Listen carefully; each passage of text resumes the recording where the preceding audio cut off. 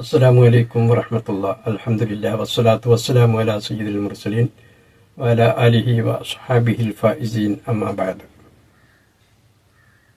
നബി സല്ലല്ലാഹു അലൈഹി വസല്ലമ തങ്ങളുടെ ജീവിതത്തിൽ ഏറെ സ്വാധീനം ചെലുത്തിയ മഹിളാരത്നങ്ങളെക്കുറിച്ചുള്ള ഹ്രസ്വമായ ഒരു ചരിത്ര സഞ്ചാരത്തിനാണ് ഇവിടെ തുടക്കം കുറിക്കുന്നത്.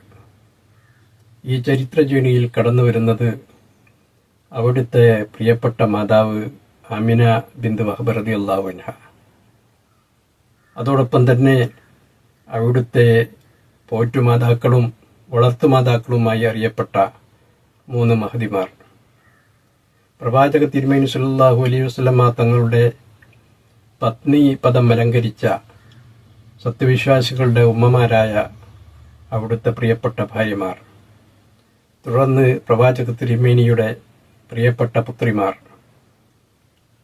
അതിനുശേഷം നബി സല്ലല്ലാഹു അലൈഹി വസല്ലമ തങ്ങളുടെ പ്രവാചകത്വ ദൗത്യത്തിൽ താങ്ങും തണലുമായി വർത്തിച്ച അവിടുത്തെ പിതൃ സഹോദരിമാർ, അമ്മായിമാർ.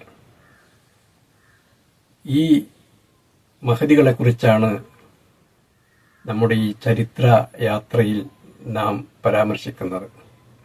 ആദ്യമായി ആമിന ബിന്ത് വഹബ് റളിയല്ലാഹു അൻഹ, പ്രിയപ്പെട്ട പ്രവാചക തിരുമേനിക്ക് ജന്മം നൽകിയ ആ മാതാവിനെക്കുറിച്ച്, ഉമ്മയെക്കുറിച്ച് നമുക്ക് പറഞ്ഞു തുടങ്ങാം.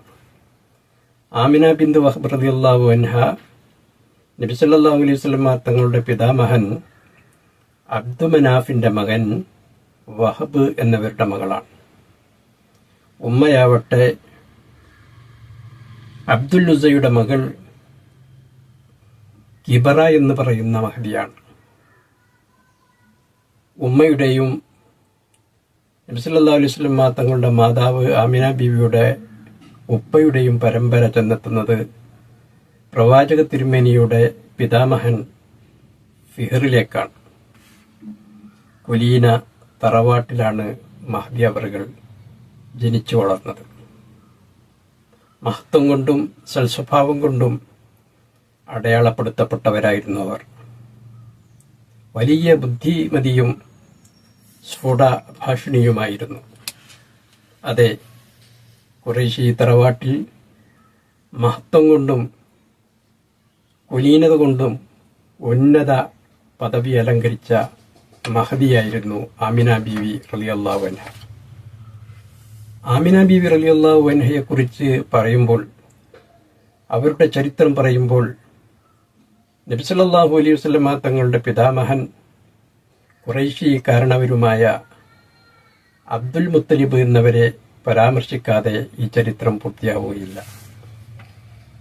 അബ്ദുൽ മുത്തലിബ് എന്നവർ ഒരിക്കൽ ഒരു നേർച്ച നേർന്നു.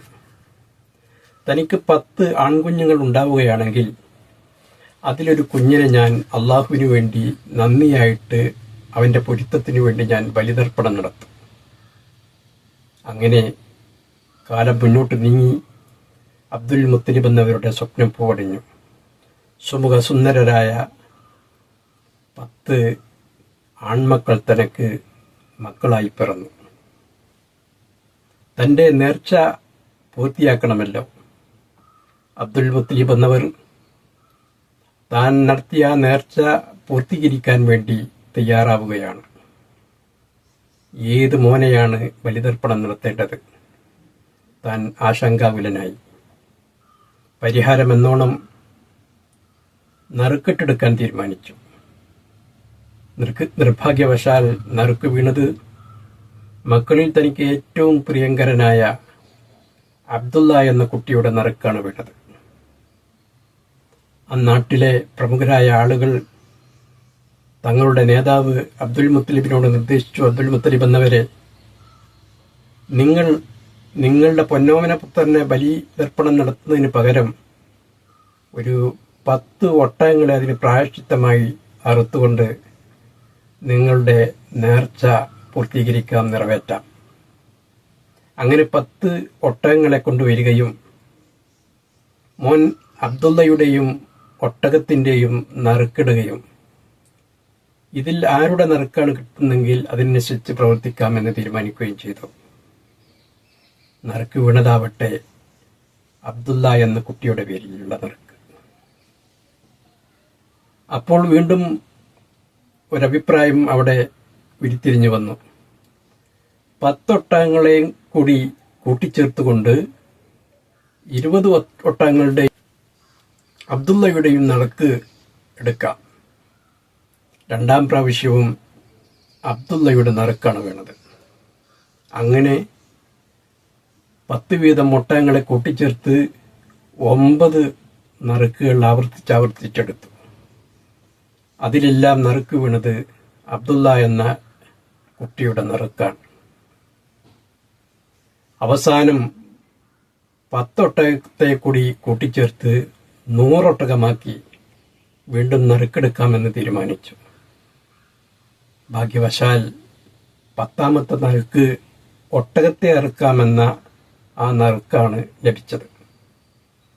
അബ്ദുൽ മുത്തലിബ് എന്നവർ അതീവ സന്തോഷവാനായി.